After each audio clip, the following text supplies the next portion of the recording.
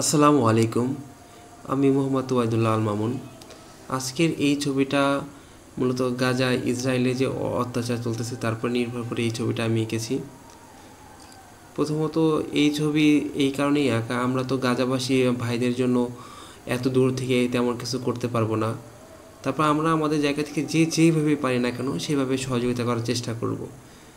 এমন একটা অবস্থা তৈরি হয়েছে যে আমি এই ছবিটা আঁকাচ্ছি বা আমরা এই ধরনের ছবি পোস্ট করলে দেখা যাচ্ছে অনেক সময় ফেসবুক থেকে সেই ভিডিও রিমুভ করে দিচ্ছে, ওই পোস্টে কমেন্ট করা যাচ্ছে না। আমি নিজেও জানি যে এরকম হচ্ছে। তারপর আমি আমার পেন্টিংটা করেছি, আমি জানি না কেমন হয়েছে। অবশ্যই আপনারা কমেন্ট করে জানাবেন আমার ছবিটা কেমন হয়েছে।